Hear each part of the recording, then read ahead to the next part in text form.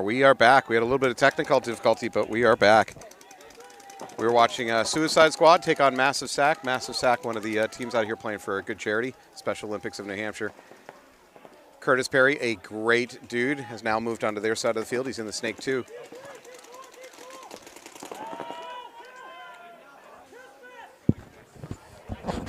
And Massive Sack is going to close this out. Oh, you know what this means? This means I owe a bunch of money. Oh, you don't know? So, tell me. So let's bring this up. Massive Sack back on the field. Massive Sack is one of the teams that's out here playing for charities each and every.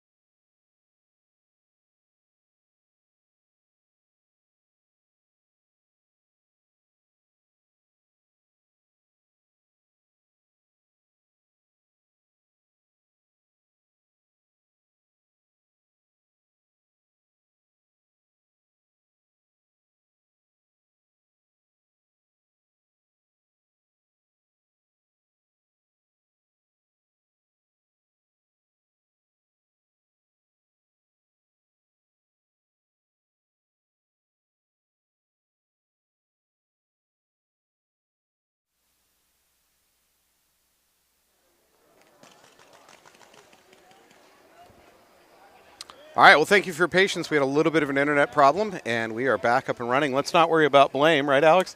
Let's just move on with our day. So we are watching the wrap-up of the Boston Bloodline versus Loose Cannons game. Bloodline's going to win that one. They're going to go up 1-0.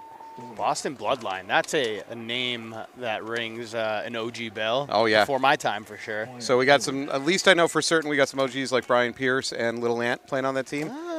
They did not have a full squad when I printed out the squad list on Friday, so I don't know who the rest of their team is. Tisk. Yeah. Fix your rosters. It's not that hard. Come on, people. It's a little bit of administrative work. That's all you got to do. Hey, they're old school, right? They're probably used to like giving somebody a piece of paper. They're not with computer their names, savvy. like, Yeah, written in cursive on it or some something. kind of punch card they turn in at the end of their shift. Yeah, I remember 2002. Pepperidge Farms remembers. So does Fabio. All right, so we have Massive Sack here and Suicide Squad coming out. All right, so Massive Sack, charitable organization team. They are playing for Special Olympics of New Hampshire. You have a chance to go and check them out. If you check the comment thread, the link to it is there a little bit earlier. But in any case, you can go to help support Special Olympics by either making a one-time donation or, this is more interesting, you can sponsor per elimination. You can say, I'll give $1 per elimination, which is what I did last night. I love it. So every kill they get makes me a little bit poorer. All right. Massive Sack coming out here. Curtis Perry going into this wedge over here on the Snake side. They are in the Snake 1. They're in the home bunker. That's going to be Mr. Sherman shooting on the Snake side. And then they're also in this Dorito 1 on the cross. Then looks like we have the home and elimination for Suicide Squad coming out of the Dorito side. The wall is hot for Suicide Squad. I believe Massive Sack is aware of that, but they do lose a player. So we're on a 4-on-4 here. Suicide Squad moving up to that D2. They're going to start pushing down that D side, but they run out of bunkers after the D3, so there's only so far they can go. All right, Suicide Squad player wrapped the wall. It's a bounce. it looks like he's like, I can't even believe I'm alive. A brush with death. Even he can't believe he's alive. Yeah. Here he is, though, alive. He just saw a long hallway filled with light at the end. His grandparents are waiting for him. This is a good move here by the Massive Sack player into the Snake 2. He needs to talk to Curtis, though. They need to come up with a plan, which is exactly what's happening right now. Hopefully Curtis takes command of the point here as a little bit more experienced player.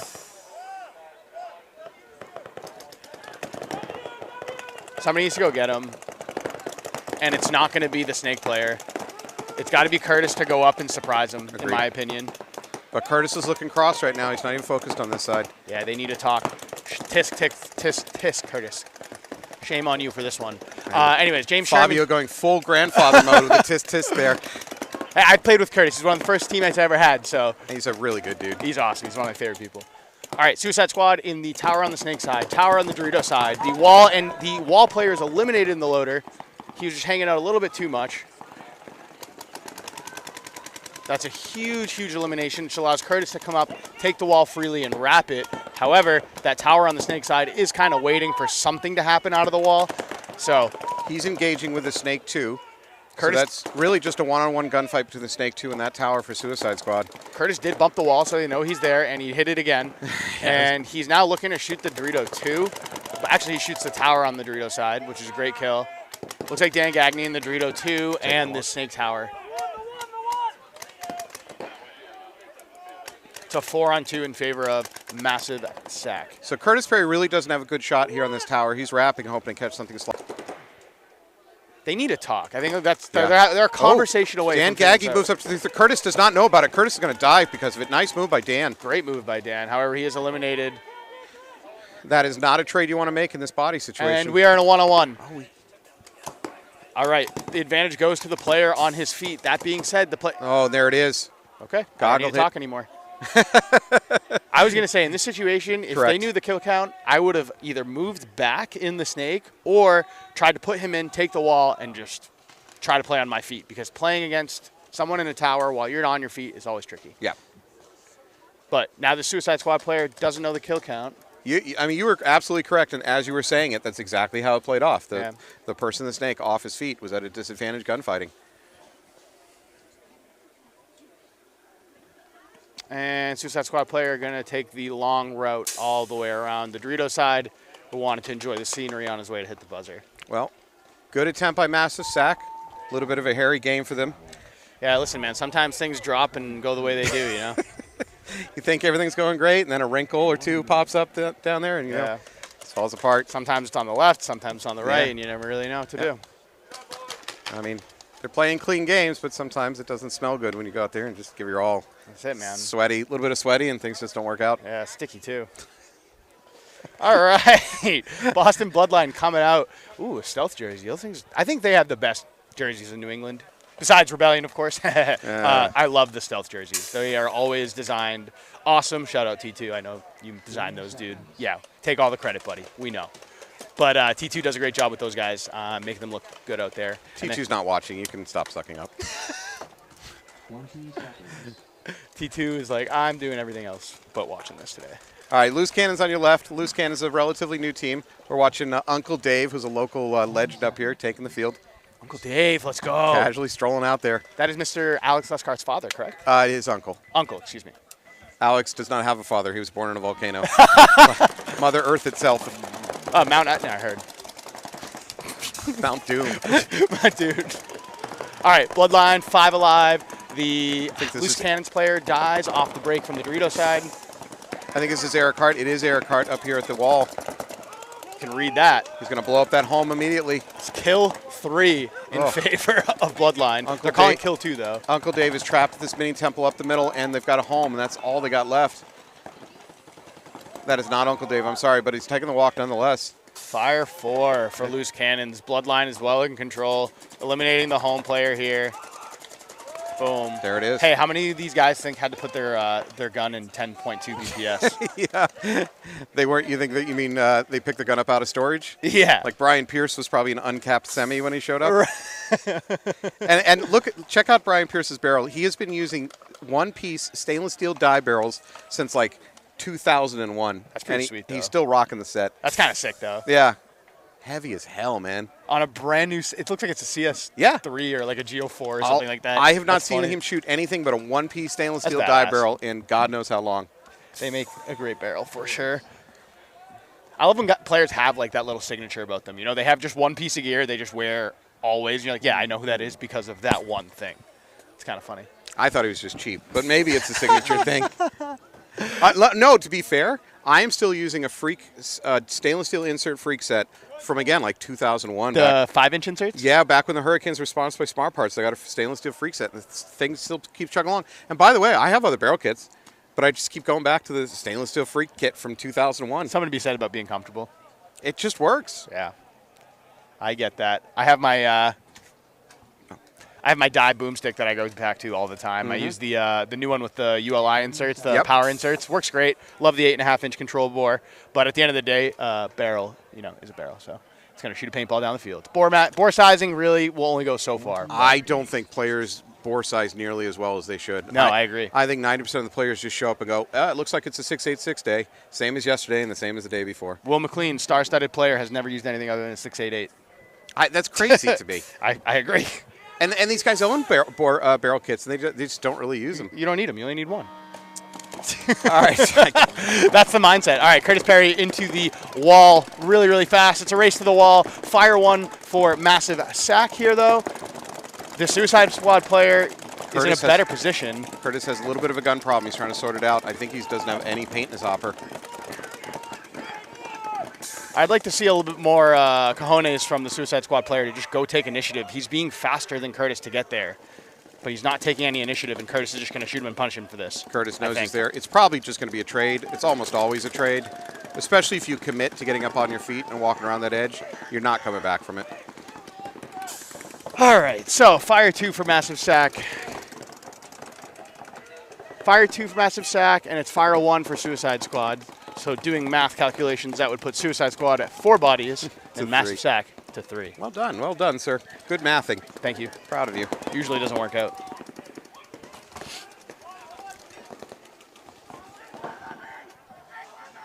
I don't math. That's awesome. I don't math well. Falbiisms. Love this water bottle. Who made you this? My friend Torrin. I went and officiated his wedding last week, and he laser engraved a bottle for me as a gift. Excellent. Yeah. Congratulations to him. All right, Will McLean coming in, checking the Suicide Squad player here in the Snake 1. And it looks like he's going to be eliminated. And it looks like that was Dan Gagne, the founder of Suicide Squad, who is being pulled here. At the same time, his opponent in the other S2, and it might have been Eric Dyke for Massive Sack, is also taking a walk. All right, so we on a 3-on-2 in favor of Suicide Squad here. Chris Mirbot, I don't know his last name actually. Chris M for Suicide Squad. Sorry about that, Chris. Going to take the wedge here on the Snake side. If I was him, I would crawl right up to that wall. Once again, there is no need to hesitate. Let's see. Massive Sack at their home and their D1. That's all they got, and they got to cross it up and hope for mistakes here from Suicide Squad. Is that Wesley? Yeah, I believe that's Wesley In the Dorito 1, and I'm not sure who it is in the home bunker for Massive Sack, but he needs to get to that tower on the Snake side. He just needs to bump out. Is this Dan Gagne up here in the 50? He does exactly that. Yeah. No, Dan Gagne was eliminated. Okay, Dan's already walked. Move up to the Dorito 2. This is a chance to catch him, though. He saw that move coming.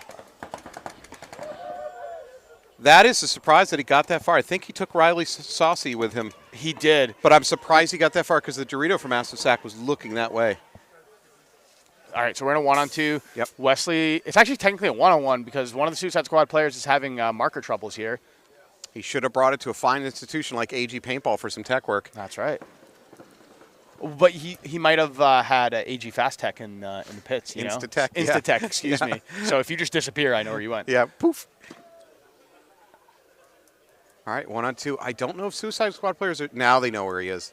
But I don't know if they know the kill count. All right, if you're Wesley here and you know your position is compromised and you need to win this, are you dropping back? Yes. Or are you going... Yeah, I agree. Yeah, I want out of that Dorito. I want to drop back and maybe move left. I want to move anywhere that gets them off of me. And I would do everything besides shoot. I want them to get so confused and lose me. So you want to shoot just enough to get gun dominance. Oh, he is picking up paint. Oh, no. The Massive Sack player is picking up paint off the ground. Don't waste those balls, man. Oh, man. Now he has to move around. He cannot stay stationary and try to win long-term gunfights. He's got to use his feet to create advantage and surprise. Do we have a time left on the match? All right, timer's down. However, this could be... This is a desperate situation. He's down on a 1-on-2, and he's picking up paint off the ground. If that is Wes, good luck to him. So here, let's paint the picture here. So the Suicide Squad player is also picking up paint off the ground. So we have 2 players who are out of paint. I actually believe the Suicide Squad player has a broken gun. I think that's the problem because it looks like he has some pods. No, he doesn't have pods. He's picking up paint. Okay, so he's got no paint. The other Suicide Squad player amazing. Just stopped shooting, but I think has paint on his back. Would this be considered reball? This would be considered chaos. I like to call this second strike. And his hopper came off. What a mess. What's bad just got worse. What an absolute mess. How about the Dorito player for Suicide Squad? Is he still there? Less than a minute left. Yeah, Suicide Squad still has a functional D2 player. Oh, my God. What a train wreck. Shame on the D2 player for not taking advantage of the situation. Yeah, of course, he doesn't really know that his opponent's out of paint. He thinks he's just being selective in shooting, but what a train wreck. This is awesome to watch. I do like that the Suicide... Here we go. Launching. And he's all right, he's going to get that clean. Oh, wait, maybe not. Oh, no, he is out. That leaves... Hold on. His teammate doesn't know he's dead. You can't signal to a teammate. He just... Oh, my God, what a trade. Oh, there's a minor. They picked up on that signaling. You are 100% right, Fabio, and he drops his hopper. What did we just watch? Oh, my God. What an absolute... and this is nobody's fault, but what a mess. What a mess of a game, man. That was crazy. When it rains, it pours. Oh, my God. We had players on both teams picking up paint off the ground. Fabio is, I believe, correct. The player, Nico, coming off the field, shook his head, which is signaling that he was dead to his teammate. Yeah, his teammate doesn't understand the call yet. That's Proby. Proby is like, why did I get called out? That was signaling, right? Yeah. They're going for the signaling, which is absolutely the right call. I mean, it's 100% correct. You can't do that. And I get the situation where you're like, I want to tell my teammate. You can't. That's part of the rules. His teammate asked him a direct question, and he essentially answered it by shaking his head no. That's as signaling as you can get. I mean, I understand human nature. I might have done the same thing, shaking my head, but it is 100% correct call. I think there's a way to do it. If you put your head down and you shake your head in agony, just disappointed in yourself. I think that's a good way to do it. Spiking a pod. Yeah. Actually, he didn't really need to signal at all. He was running to the pit. His teammate could have figured it out. That's the signal. Yeah. Or just put his gun in the air. That's not illegal signaling. That's just doing what you're supposed to do. Now, let me ask you this, though. If that same interaction happened, but instead of Nico shaking his head, he puts his gun up in front of his... that's legal. But he's telling his teammate, hey, I'm out. Yeah, but you're doing a thing you're supposed to do anyway as a player. Put your gun up walking off the field. As a ref, I couldn't call that signaling. It is signaling, but it's legal because that's an action you're allowed to do as a dead player. I'd consider that a big brain move if that ever happened. Yeah. Okay. But again, he didn't need to do any of that. If he just keep heading to the pits, your teammate's going to figure out you're dead. 100%.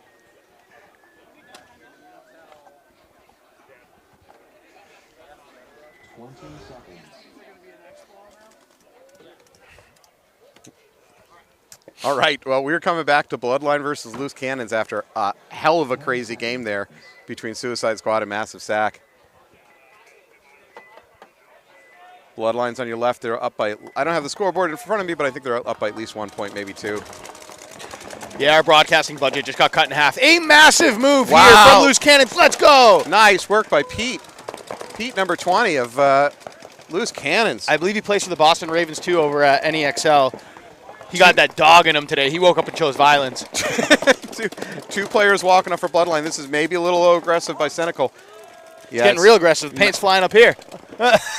Loose Cannons have just decided to go full send. They're just throwing it at him. Hey, listen, I like that better than sitting in the back all day. Yep. Jay Zelaya here for Bloodline, moving out to the tower on the snake side, which is a really dominant bunker.